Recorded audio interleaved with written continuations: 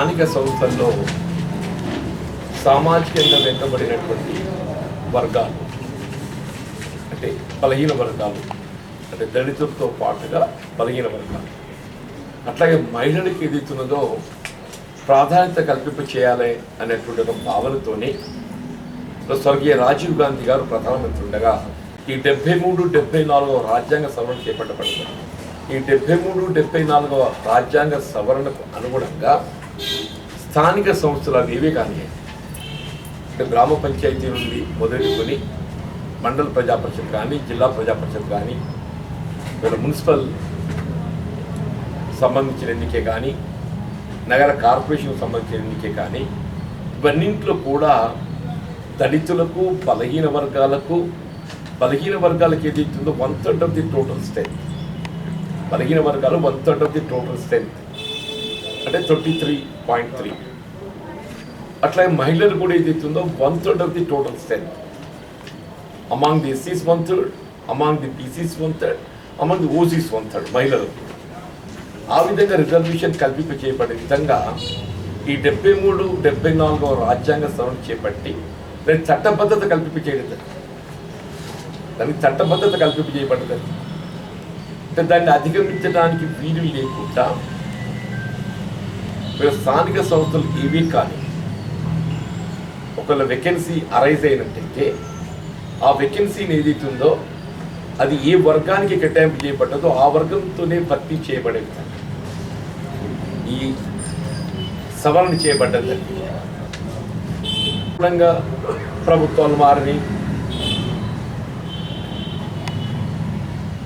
తదుపరి successive governments ఇచ్చినా కానీ ఈ కాన్స్టిట్యూషన్ స్పిరిట్తోని ఈ 1/3 రిజర్వేషన్ టు ది బీసీ బలహీన వర్గాలకు, 1/3 రిజర్వేషన్ టు ఉమెన్ మహిళలకు విధిగా కేటాయింపు చేయటం, దాన్ని అమలు చేయడం జరుగుతూ వచ్చింది.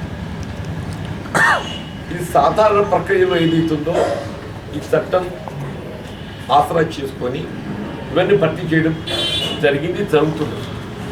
కానీ ప్రత్యేక పరిస్థితులలో ఎక్కడైతే చైర్మన్ కానీ లేక మండల ప్రజాపరిషత్ అధ్యక్ష స్థానం కానీ వేకెన్సీ అరైజ్ అయినట్టు ఖాళీ ఏర్పడ్డట్టయితే ఆ ఖాళీని ఏదైతుందో అది ఏ రిజర్వేషన్ కేటగిరీకి కేటాయింపు చేయబడడం జరిగిందో ఆ రిజర్వేషన్ కేటగిరీచే భర్తీ చేయటం ఇది రాజ్యాంగం నిర్దేశించినటువంటి ఒక సూచన. చైర్పర్సన్ ఏదైతే ఉందో ఏ కేటగిరీకి కేటాయింపు చేయబడిందో ఆ కేటగిరీచే భర్తీ చేయబడటం రాజ్యాంగం నిర్దేశించిన సూచన.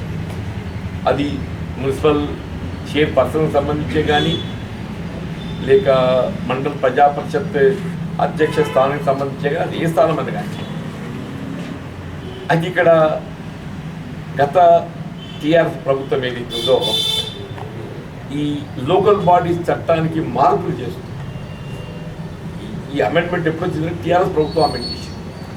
గత టీఆర్ఎస్ ప్రభుత్వం చేస్తూ ఏమన్నది, ఒకవేళ ఏదైనా చైర్పర్సన్ కానీ వైస్ చైర్పర్సన్ కానీ లేక ప్రెసిడెంట్ కానీ వైస్ ప్రెసిడెంట్ కానీ ఇది మండల ప్రజాపరిషత్ ఖాళీ ఏర్పడ్డట్టయితే ఆ స్థానం భర్తీకి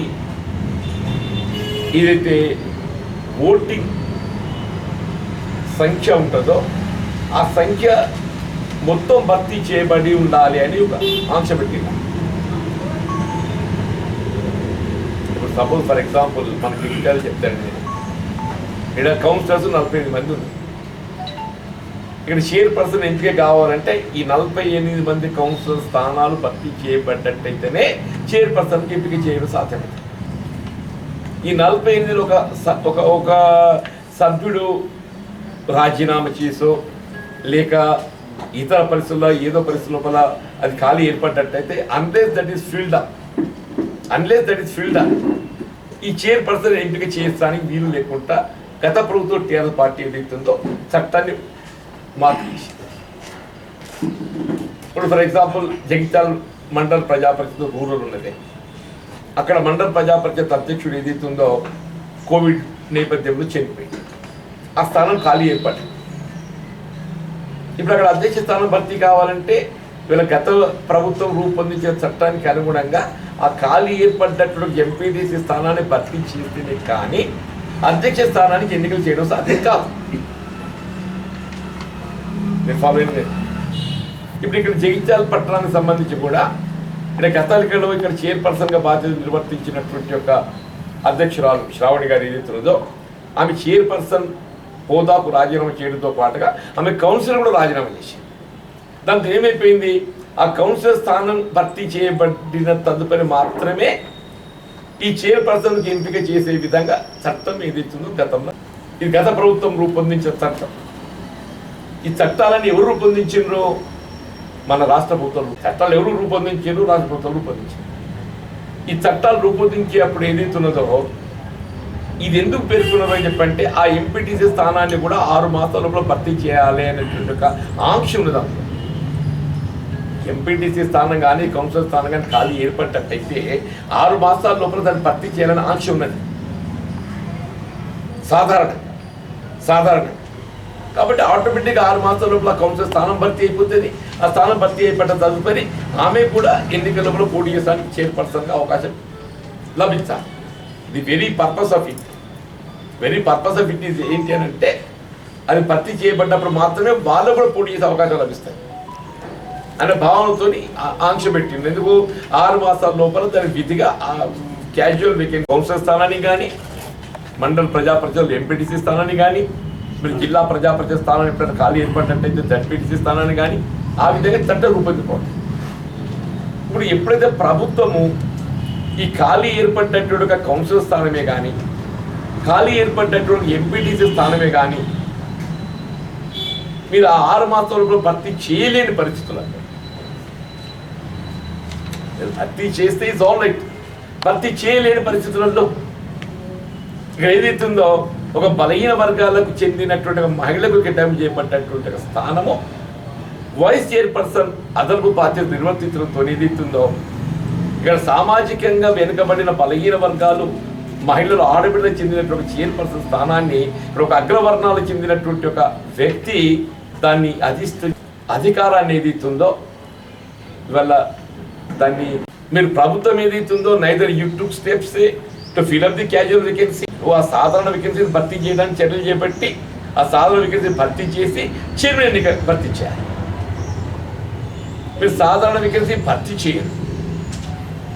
మరి భర్తీ చేయబడలేనప్పుడు ఏదైతున్నదో ఇక్కడ బలహీన వర్గాలకు మహిళలు కేటాయింపు చేయబడ్డటువంటి యొక్క స్థానము ఒక ఉన్నత వర్గాలకు చెందినటువంటి యొక్క ప్రజాప్రతినిధి ఏదైతుందో ఆ అధికారంలో కొనసాగడం ఏదైతుందో ఇక్కడ బలహీన వర్గాలను మహిళలను ఏదైతుందో ఒక విధంగా వాళ్ళను వివక్ష గురి లెట్ ఇట్ ఎనీబడి అంటే పాపం అక్కడ జగిత్యాల మండల ప్రజా పరిషత్ గ్రామీణ ప్రాంతానికి అయితే ఆయన 3 సంవత్సరాలు తెచ్చాడు.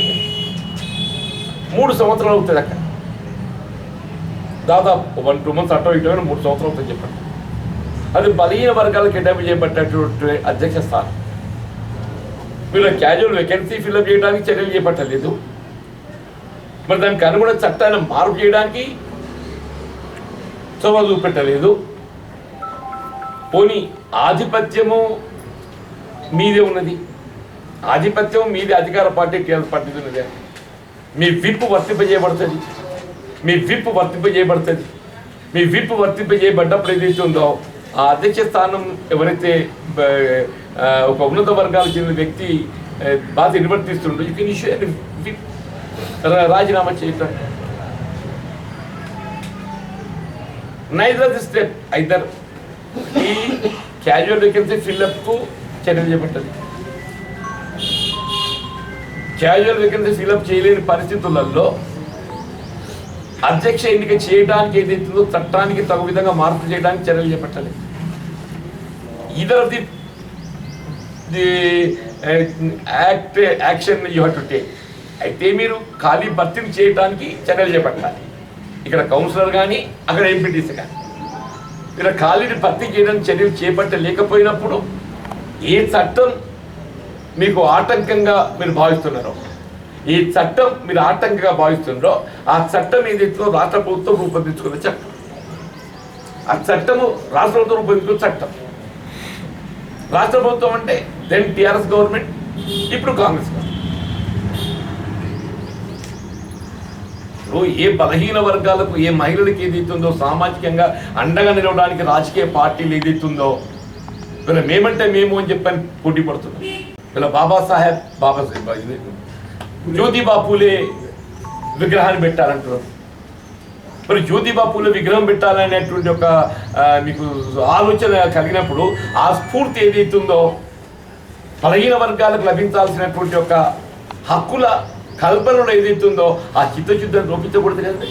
ఇలా బాబాసాహెబ్ బిఆర్ అంబేద్కర్ గారి విగ్రహాన్ని మనం ఎందుకు పెట్టుకుంటామో ఆ స్ఫూర్తి ఆయన ఆలోచన విధానం అనేది మన పాలనలో కొనసాగాలి. ఇలా బాబాసాహెబ్ బిఆర్ అంబేద్కర్ సచివాలయం అని చెప్పిన పేరు పెట్టుకున్నాం. ఎందుకు ఆ బాబాసాహెబ్ బిఆర్ అంబేద్కర్ గారి స్ఫూర్తితోనే ఈ సచివాలయ పాలన కొనసాగాలి. మనం జ్యోతిబా పూలే విగ్రహాన్ని ఎందుకు పెట్టాలని కోరుకుంటున్నామో ఆ జ్యోతిబా పూలే స్ఫూర్తితోని బలహీన వర్గాలకు లభించాల్సిన హక్కులు మరి కల్పింపచేయబడటం అనేది ఏదైతుందో ఆ రాజకీయ పార్టీ యొక్క ఆలోచన విధానంగా ఉండాలి. స్ఫూర్తి కొరకు ఏదైతుందో ఆ విగ్రహాన్ని పెట్టుకోవాలని మనం కోరుకుంటాం. మరి అలాంటి టీఆర్ఎస్ పార్టీ కానీ వీళ్ళు బీఆర్ఎస్ పార్టీ కానీ ఇలా జ్యోతిబా పూలే విగ్రహం గురించి వారి ఆలోచన విధానం గురించి ఇంత మాట్లాడుతుండగా మరి మీరు అలాంటి పాలనలో ఉండగా ఆ జ్యోతిబా పూలే స్ఫూర్తి మరి బలహీన వర్గాలకు కేటాయింపు చేయబడ్డటువంటి యొక్క అక్కడ జగిత్యాల చైర్పర్సన్ స్థానం భర్తీకి కావాల్సినటువంటి యొక్క మున్సిపల్ చట్టం మార్పు amendment rule amendment it's only rule amendment. Similarly స్థానిక సంస్థలు చట్టానికి సంబంధించినటువంటి ఒక తగు మార్పు చేయడమే కానీ ఆ కమిట్మెంట్ మీకు ఉండాలి కానీ అంటున్నాయి. ఇప్పుడు మన స్థానిక శాసనసభ్యులు సంజయ్ గారు ఎదుగుతున్నదో ఆయనకున్నటువంటి ఒక రాజకీయ హోదాతోని ఆయనే అటు కేసీఆర్ గారికి అత్యంత సన్నిహితుడు, కేసీఆర్ గారికి అత్యంత సన్నిహితుడు, కేటీఆర్ గారికి అత్యంత సన్నిహితుడు. ఇలా మున్సిపల్ చట్టానికి సంబంధించి ఏదైతున్నదో ఆ చట్టం మార్పు చేయడానికి ఎవరు అది మున్సిపల్ శాఖ పరిధిలోని అంశం. మున్సిపల్ శాఖ ఎవరి చేతిలో ఉన్నది? కేటీఆర్ గారి చేతిలో ఉన్నది. కేటీఆర్ గారు ఏదైతున్నదో మరి ఇక్కడ స్థానిక శాసనం సంజయ్ గారికి ఏదైతుందో అత్యంత సన్నిహితుడు. వాళ్ళ వర్కింగ్ కమిటీ ప్రెసిడెంటే కాకుండా అత్యంత సన్నిహితుడు. మీకు తెలియని అందరికీ తెలిసిన విషయం ఇది. అట్లా సిమిలర్లీ పంచాయత్ రాజ్ ఎవరు దయాకర్ రావు గారు కూడా ఏదైతుందో స్థానిక శాసనంలో సంజయ్ గారికి అత్యంత సన్నిహితుడు. అక్కడ 3 సంవత్సరాలు గడుస్తుంది, 7 సంవత్సరాల కాలం గడుస్తున్నది. మరి ఏ బలహీన వర్గాలకు మహిళలకు కేటాయింపు చేయబడ్డటువంటి యొక్క స్థానం వాళ్ళకు కల్పింప చేయలేకపోతున్నామో ఒక ఉన్నత వర్గానికి చెందినటువంటి ఒక ప్రజాప్రతినిధి ఏదైతుందో ఆ స్థానంలో కొనసాగుతున్నాడు. దీనివల్ల ఏదైతుందో బలహీన వర్గాలు వివక్షకు గురవుతున్నారు, సామాజిక వెనుకబడతానికి గురైనటువంటి ఒక వర్గం వివక్షకు గురవుతున్నారు, మహిళలు ఆడబిడ్డలు కల్పించినటువంటి ఒక అవకాశం వాళ్ళు కోల్పోతున్నారు. రేపు మళ్ళీ టర్మ్ వస్తుంది, ఆటోమేటిక్గా టర్మ్ చేంజ్ అయిపోతుంది. సంవత్సర కాలం గడిచిన తర్వాత టర్మ్ చేంజ్ అయిపోతుంది, రొటేషన్ సిస్టమ్ మారుద్ది. రొటేషన్ సిస్టమ్ మారడంతో ఏదైతుందో tomorrow that may become OC are that may become SC. ఇలా ఉమెన్ కేటాయింపు చేయబడిన స్థానం రేపు జనరల్ స్థానం కావచ్చు, మహిళలు కేటాయింపు చేసే స్థానము రేపు జనరల్ కావచ్చు. అది కల్పిపోయే అవకాశం పోతుంది కదా. అది ఇవాళ జగిత్యాల మండలి ఏదైతుందో బలహీన వర్గాలు కేటాయింపు చేయబడ్డాయి, 3 సంవత్సరాలు గడుస్తుంది. రేపు నెక్స్ట్ టర్మ్ ఏదైతుందో అది it need not be reserved for BC, అది ఓసీ కావచ్చు, ఎస్సీ కావచ్చు. అప్పుడు బలహీన వర్గాలు అయితే అన్యాయం గురవుతారు, వివక్ష గురవుతారు కదా. ఇక్కడ ప్రజా జీవితం లోపల ఏదైతే ఒక ప్రజాప్రతినిధి సామాజికంగా వెనుకబడిన వర్గాలను ఏదైతుందో వివక్ష గురి కాకుండా చూడవలసిన బాధ్యత ప్రజాప్రతినిధి ఉంటుంది. అక్కడ స్థానికంగా ఉండేట ప్రజాప్రతినిధి ఉంటుంది. ఈ అంశం పలుమార్లు చర్చకు వచ్చింది. గతంలో ఇక్కడ పలుమార్లు ప్రజావాళ్ళు విజ్ఞప్తులు చేయడం జరిగింది, పలుమార్లు ఏదైతే పత్రికలో రాయడం జరిగింది. జరుగుతున్నటువంటి ఒక అదే విధంగా కొనసాగుతాం మనం చూస్తున్నాం కదా. ఇవాళ ఏదైతుందో మొత్తం ఇవాళ బోత్ ఇక్కడ అక్కడ 2 ఎక్కల టీఆర్ఎస్ ఆధిపత్యం, సంపూర్ణ ఆధిపత్యం కొనసాగుతుంది. ఇక్కడ అక్కడ 2 ఎక్కల అంటే ఇక్కడ జగిత్యాల మున్సిపాలిటీ కానీ అక్కడ జగిత్యాల గ్రామీణ మండలమే కానీ 2 ఎక్కల ఏదైతుందో సంపూర్ణ ఆధిపత్యం కొనసాగుతుంది. ఈడనైతే 48లో 40 మంది వాళ్ళే ఉన్నారు. మేము 6 మేము ఉన్నట్టున్నాం. మేము 6 ఆ ఇండిపెండెంట్ షకీల్ కూడా పెట్టుకుంటే 7 ఇతరులు కావచ్చు, ఆమె జయశ్రీ లెక్క పెట్టుకుంటే 8 ఇతరులు కావచ్చు. 40 మంది వాళ్ళు ఉన్నారు. ఎమ్మెల్యే గారితో ఒక ఎక్స్ ఆఫీస్ ఉంటుంది, 41 ఇతరులు. సంపూర్ణ ఆధిక్యత వాళ్ళదే కదా. అంత ఆధిక్యత కలిగి ఉండి కూడా ఇవాళ వైస్ చైర్పర్సన్ ఎవరైతే చైర్పర్సన్గా అదన బాధ్యత నిర్వర్తిస్తున్నాడో వాళ్ళు వివక్షకు గురవుతున్న మా బలహీన వర్గాల కిడ్నాప్ చేయబడిన స్థానాన్ని భర్తీ చేయలేకపోతున్నది.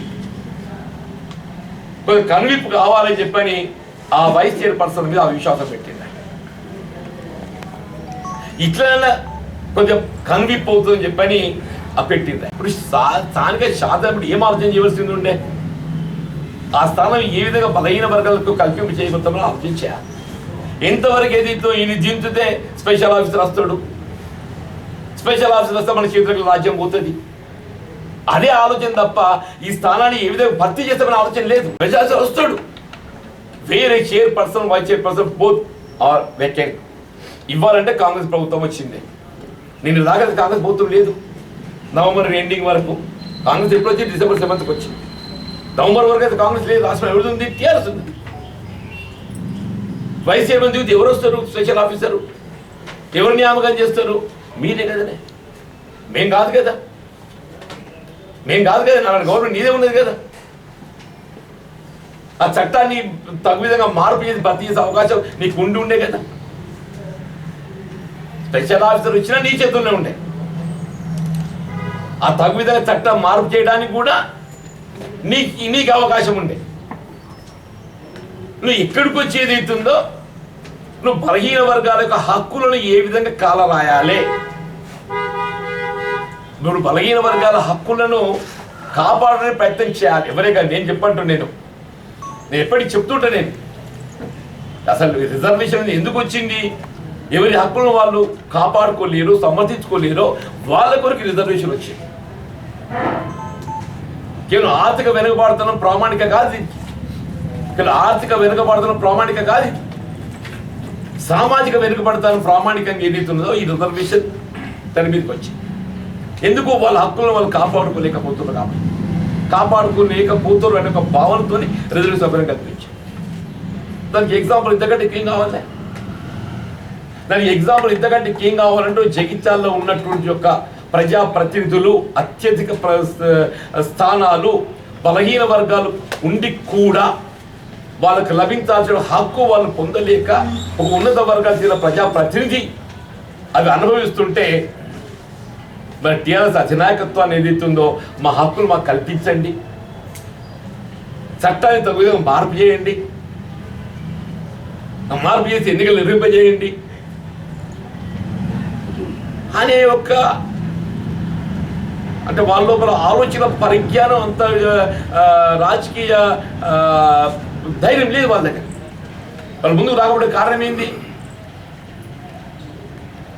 రాజకీయంగా అయితే వాళ్ళ హక్కులను కాపాడుకోవటానికి అధిష్టానాన్ని ఈ విజ్ఞత చేసేటువంటి ఒక అది కూడా లేదని చెప్పట్లేదు. అప్పుడు ఎవరు యాక్ట్ చేయాలి? పై స్థానంలో ఉన్నటువంటి మాలాంటి వాళ్ళు యాక్ట్ చేయాలి. మాకు విజ్ఞత ఉన్నది, మా విజ్ఞత ఉన్నది మేము భావిస్తాం. మాకు విజ్ఞత ఉన్నదని భావిస్తాం. మా విజ్ఞత ఉన్నట్టయితే మేము బలహీన వర్గాలకు కల్పింపబడేటువంటి హక్కులను కాపాడటానికి మేము ప్రయత్నం చేయాలి. మా బాధ్యత నిర్వర్తిస్తాం.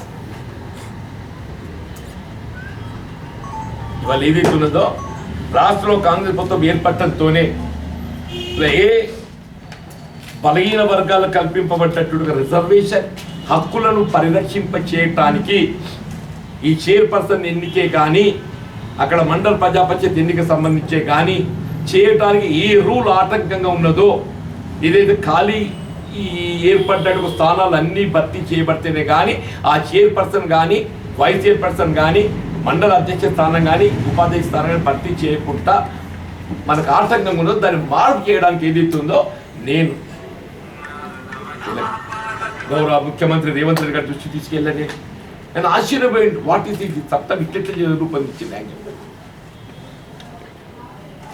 చట్టం ఇట్లెట్లా రూపొందించిండు? మీరు క్యాజువల్గా భర్తీ చేయాలి. చేయలేకపోయినప్పుడు ఒకటి స్థానం ఒకటి అనుభవిస్తాడే. వెంటనే ఆదేశాలు జారీ చేసి ఏదైతుందో ఇలా మున్సిపల్ చట్టానికి సంబంధించిన అమెండ్మెంట్ చేశారు. సిమిలర్లీ లోకల్ బాడీ చెందిన అమెండ్మెంట్ కూడా చేయడం జరిగిందని చెప్పండి. మీరు 10% కంటే ఎక్కువ స్థానాలు ఖాళీ ఉంటే అప్పుడు ఆపాలని పెట్టి 10% కంటే ఎక్కువ 10% కంటే ఎక్కువ అంటే ఇక్కడ 5 స్థానాల కంటే ఎక్కువ ఖాళీ ఉంటే అప్పుడు ఆపాలి. మనది ఎన్ని 48 ప్లస్ 9 కదా, 10% అంటే 5 స్థానాలు. 5 స్థానాల కంటే ఎక్కువ ఉండి ఉన్నట్టయితే అప్పుడు ఆఫ్ ఉంది. మనం ఇప్పుడు మన ఖాళీలు ఉన్నాయని ఒకటి ఖాళీ, కానీ immediately it can go for election. అంటే ఇక్కడ జగిత్యాల మున్సిపాలిటీలో ఎన్నికలు నిర్వహణ చేయడానికి నేను చేసిన కార్యక్రమం చెప్పంటున్నా. ఏ బలహీన వర్గాలకు కేటాయింపు చేయబడినటువంటి ఒక అధ్యక్ష స్థానం, ఏ మహిళలకు ఆడబిడ్డలకు కేటాయింపు చేయబడిన స్థానం భర్తీ కొరకు ఏదైతున్నదో నేను కాంగ్రెస్ ప్రభుత్వం ఏర్పడటంతోనే గౌరవ ముఖ్యమంత్రి గారి దృష్టికి తీసుకెళ్లి వారి మున్సిపల్ శాఖ మంత్రి ఇక్కడ మున్సిపల్ శాఖ మంత్రి రేవంత్ రెడ్డి గారు, అక్కడ ఏదైతుందో కేసీఆర్ మున్సిపల్ శాఖ మంత్రి కాదు, కేటీఆర్. అక్కడ మున్సిపల్ శాఖ మంత్రి కేటీఆర్. ఒక దినంలో అయితే పని, ఒక దినంలో ఇన్ 1 డే ఆయన స్వయంగా జగిత్యాల పర్యటనకు వచ్చిండు. కేటీఆర్ గారు ఎప్పుడు వచ్చిందని కాదు, ఇప్పుడు సంవత్సర కాలం గడిచిందే. మేము వచ్చి 2 నెలలు అయిందనుకో ఉదాహరణకు. అంతకన్నా ముందు అయితే 11 మాసాలు ఉన్నది కదా. ఇప్పుడు ఇది జనవరి ఆమె స్టెప్ డౌన్ అయినట్టుంది అందా, అంతే కదా. జనవరి స్టెప్ డౌన్ అయింది అంటే దాదాపు 10 మాసాలు వాళ్ళ కాలంలో గడిచింది. అదేదో 3 సంవత్సరాలు రూరల్ మండలం. మరి ఏ కార్యక్రమాన్ని అయితే నేను చేయగలిగినో, రేవంత్ రెడ్డి గారికి నాకు ఏ విధంగా అంటే ఒక పార్టీ పరంగా నాకున్న సంబంధాలు ఎంత ఉన్నాయో అంతకంటే సంజయ్ గారు కేసీఆర్తో ఎక్కువ సంబంధాలు కలిగి. రేవంత్ రెడ్డి గారితో నాకు ఉన్నటువంటి సంబంధాలు అనుబంధం ఏమేనుకున్నదో, నేను ఒంటి శాసనమండలి సభ్యుడు, ఆయన శాసనసభ్యుడు, ఆయన సంఖ్యా బలంతో ప్రభుత్వం కొనసాగుతుంది. శాసనసభ్యుని సంఖ్యా బలంతోనే దీంతో ప్రభుత్వం కొనసాగుతుంది. కేటీఆర్ గారికి అత్యంత సన్నిహితం. కానీ నీ సాన్నిహిత్యం ఏదైతున్నదో వీళ్ళ బలహీన వర్గాలకు కల్పింపబడిన హక్కుల పరిరక్షణ కొరకు మాత్రం నువ్వు వినియోగిస్తు నీ సాన్నిహిత్యం. ఇవాళ ఏదైతుందో వైస్ చైర్పర్సన్ మీద విసిగి వేసారి తెలియని పరిస్థితులలో అవిశ్వాసం పెడితే ఎట్లా ఆయన కాపాడాలి తాపత్రయం తప్పేదైతుందో మరి బలహీన వర్గాలకు కలుగుతున్నటువంటి ఒక వివక్షత, దీన్ని ఎట్లనే తొలగించి వాళ్ళ హక్కులు పరిరక్షిస్తారంటే ఒక ఆలోచన లేదా? ఏమైతే అవిశ్వాసం నెగ్గితే వైస్ చైర్మన్ కూడా ఎన్నికైతే, చైర్మన్కి అయితే వైస్ చైర్మన్ రెండింటికి అవుతుంది. సపోజ్ రేపు అవిశ్వాసం నెగ్గితే ఏమవుతుందన్న,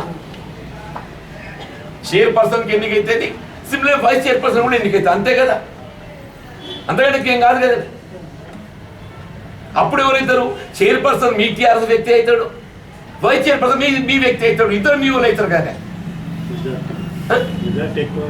మీరే అవుతారు కదా. మేము అంత 8 మందిమే కదా, 40 మంది మీరే కదా. ఎన్నికే కావాల్సి ఎంతమంది? సగం కంటే ఒకటి ఎక్కువ చాలు, అంటే 25 ఉంటే చాలు. 40 మంది ఉన్నారు మీ దగ్గర, ఇంకా 15 మంది ఎక్కున్నారా? ఓ 10 మంది కాలిపోయినా కానీ, ఓ 10 మంది కాలిపోయినా కానీ 25 మంది ఉంటే సరిపోతుంది సంఖ్య. ఇవాళ నువ్వు ఏ వైస్ చైర్మన్ అవిశ్వాసము గట్టెక్కించడానికి, అది పోవటానికి వరకు నువ్వు ఎంత తాపత్రయపడుతున్నావో, ఇందులో 10% గంట నువ్వు ఆలోచించగలిగి ఉండేటైతే ఇలా బలహీన వర్గాల హక్కులను ఏదైతుందో నువ్వు పరిరక్షించేవాడివి కదనే. సంవత్సర కాలం అని చెప్పంటారు, 1 year ఆఫ్ రూల్, ఒక సంవత్సర పాలన. బలహీన వర్గాలకు లభించాల్సినటువంటి, వీళ్ళ మహిళలకు లభించాల్సిన, ఆడపిల్ల లభించాల్సిన పాలన ఇవాళ ఉన్నత వర్గాలతో కొనసాగింపు చేసిన. ఇదే నా బలహీన వర్గాలు మీ మహిళల పట్ల మీకు ఉండే ఒక ఆదరణ. అక్కడ 3 సంవత్సరాలే, అక్కడ 3 సంవత్సరాలు. ఇదే మీ బలహీన వర్గాల పట్ల ఉండేటువంటి ఒక ఆదరణ. ఇదే నా జ్యోతిబాబు పులే స్ఫూర్తి, జ్యోతిబా పూలే స్ఫూర్తి ఇదేనా? ఇట్స్ నాట్ బిగ్ థింగ్, ఏదో పెద్ద నేను చేసిన కాదే, సింపుల్ థింగ్. ఒక కాగితం రాసి పెట్టేసి అంటే అరే ఇది ఇట్లా అయింది, ఆయన శేషాద్రి అని చెప్పి ఆయన ఒక ఓఎస్డి ఉంటాడు, ఇది కూడా ఎగ్జామ్ చేయమని చెప్పి ఇచ్చేసాడు, ఎంట్రీ ఫైల్ కాన్ఫర్ చేసి ఇది మనకి 31 నడొచ్చిందే. నేను చూస్తా వీళ్ళు ఏం చెప్తారు ఇంకా అని చెప్పాను. ఏం చెప్తారు ఇవి అసలు వైస్ చైర్మన్ ఏదో చూస్తా అని చెప్పాను. ఇలా అందరినీ పట్టుకపోయి ఏది ఇది ఎట్లా మీ కొట్టడానికి చూస్తుంది తప్ప ఏది ఎత్తున్నదో వేరే ఆలోచన చేసి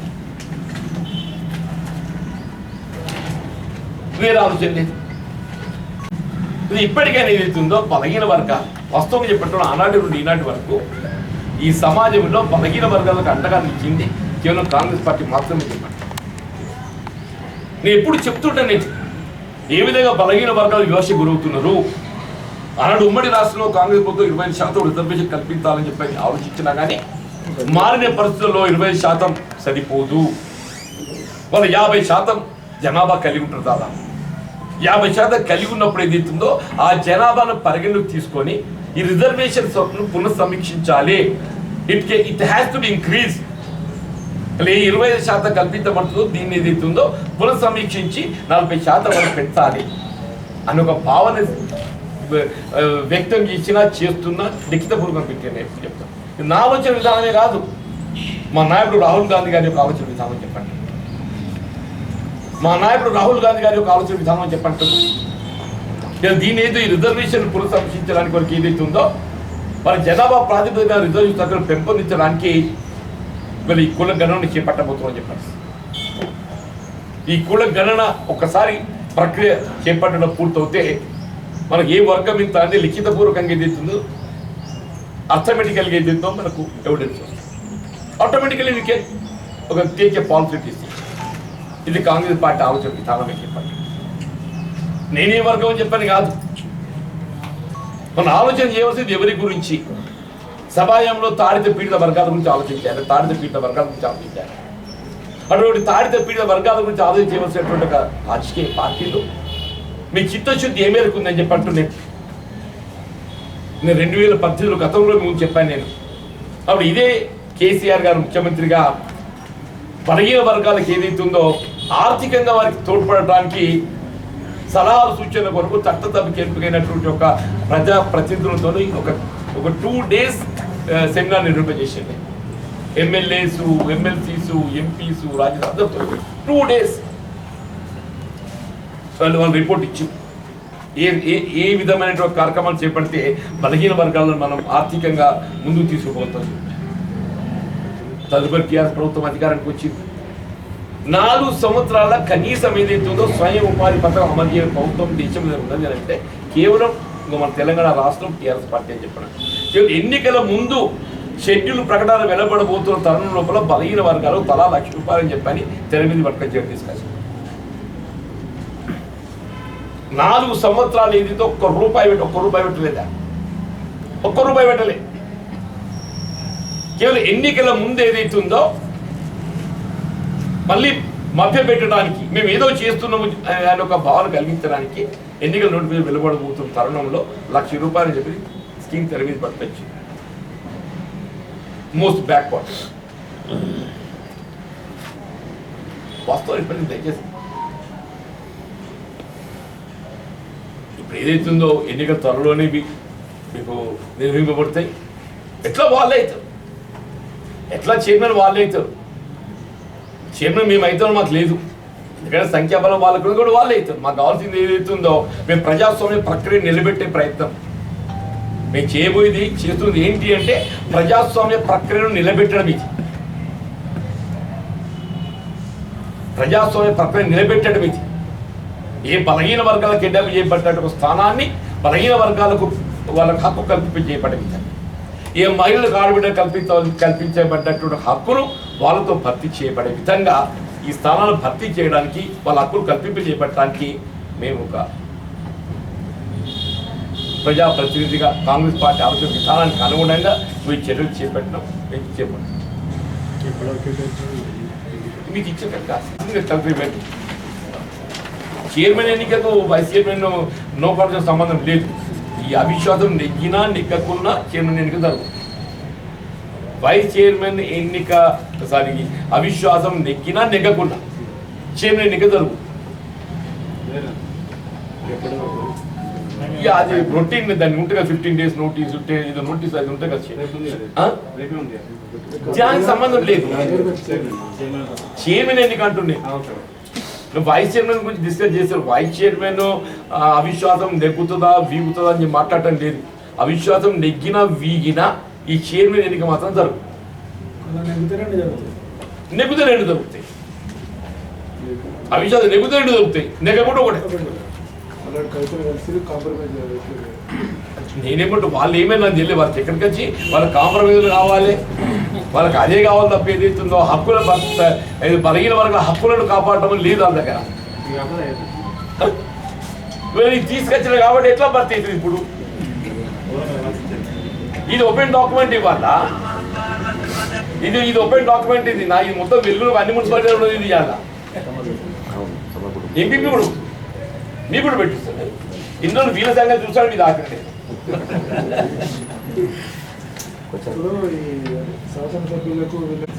ఉన్నది లేదని కాదు.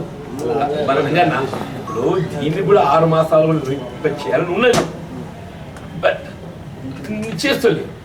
సెంట్రల్ గవర్నమెంట్ అన్న మీరు చెప్పారు, సెంట్రల్ గవర్నమెంట్ రూపొందించిన సెంట్రల్ గవర్నమెంట్ కాదనకుండా స్టేట్ గవర్నమెంట్ 73-74 రాజ్యాంగ సవరణ అనేది ఏదైతే ఉందో రిజర్వేషన్ కొరకు దాన్ని రూపొందించింది. దానికి కావాల్సిన రూల్స్ అనేది ఏదైతే ఉందో రాష్ట్రాలు రూపొందించుకుంటాయి. రూల్స్లో కూడా 6 మాసాల లోపల ఎన్నిక నిర్వహించాలని ఉన్నది.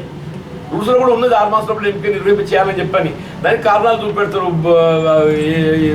ఏదో కారణాలు చూపెడతారు. అధిక వర్షాలని చెప్పి అంటారు, కరువు అంటారు, లా అండ్ ఆర్డర్ అంటారు, ఏదో అంటారు. ఇది చేసిన పని ఏదైతే ఉందో, కాంగ్రెస్ ప్రభుత్వం వచ్చిన చేసిన పని ఏదైతే ఉందో ఇది ఆనాడు చేస్తుండే, ఆనాడు చేస్తుండే కదా ఈ పని. నేను చేసిన పని అనండి నాకంటే ఎమ్మెల్యే గారు తక్కువ కాదు కదా. ఆలోచన లోపల ఏదైతే ఉందో, ఆలోచన పరిజ్ఞానం లోపల ఎమ్మెల్యే గారు నాకంటే తక్కువ కాదు కదండి. ఆయన చదువుకున్నాడే, నేను చదువుకున్నాడు.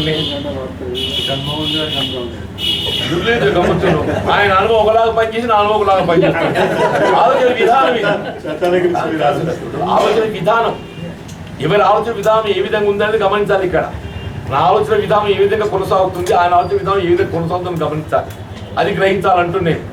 నా ఆలోచన విధానం ఏంటంటే సామాజిక వెనుకబడడానికి గురవుతున్నట్టుగా బలహీన వర్గాల్లో మహిళలకు లభించాల్సిన హక్కుల గురించి నా ఆలోచన విధానం. ఆయన ఎక్కడికి వచ్చి ఏదైతుందో అధికారం, ఆయన అధికారం, ఆయనకి ఎవరు అండగా ఉంటారు, ఎవరు ఏంటి, అదే తప్ప ఏదైతున్నదో ఆ వెనుకబడ్డ తరగతికి చెందిన ఒక మహిళ ఆడబిడ్డ ఎవరైతే ఉంది ఆయన ఎవరైనా ఆయన మనిషి కదా, నా మనిషి అయితే కాదు కదా. వాళ్ళ ఆడబిడ్డ అవుతుంది. ఇప్పుడు అంటున్నారు కదా బాబు. నేను ఇప్పుడు వచ్చేది నేను ఇప్పుడు చెప్పేది కూడా చెప్తాను. నేను రేపు ఎంపిక ఎవరైనా కానీ టీఆర్ఎస్కి వెళ్ళి అవుతుంది. సంజయ్ గారు సూచించిన వ్యక్తి అవుతుంది. ఇది కూడా చెప్తున్నాను. సంజయ్ గారు సూచించిన వ్యక్తి అవుతారు. ఎందుకు మేము సంఖ్యాబలం వాళ్ళకు ఉన్నది, అవకాశం వాళ్ళకి ఉన్నది కదా, అవకాశం ఎవరికి వాళ్ళకి ఉన్నది కదా, అయ్యే అవకాశం ఎవరికి వాళ్ళకి ఉన్నది కదా. 40 మంది ఉన్నోళ్ళు కాకుండా 8 మంది ఉండవుతాం. అదే ఇప్పుడు ఆ క్యాంపులు ఉన్నోళ్ళు ఎవరైనా ఉన్నట్టయితే ఇది ఆలోచించేయాలి. అసలు ఏ రాజకీయ పార్టీ ఏ నాయకుడు ఆలోచన ఏ విధంగా కొనసాగుతుంది, ఏ రాజకీయ పార్టీ ఆలోచన విధానం ఏ విధంగా కొనసాగుతుంది, ఏ నాయకుడు ఏ ప్రజాప్రతినిధి ఆలోచన విధానం ఏ విధంగా కొనసాగుతుంది, అది ఆలోచించాలి. ఎవరైతేనే సమస్య కాదు, ఎవరైతే ఏం చేస్తారో వేయాలి. ఏ విధానాలకు అనుగుణంగా పనిచేయాలి కదా. Municipal council is only advisory body. ఏముందల్లా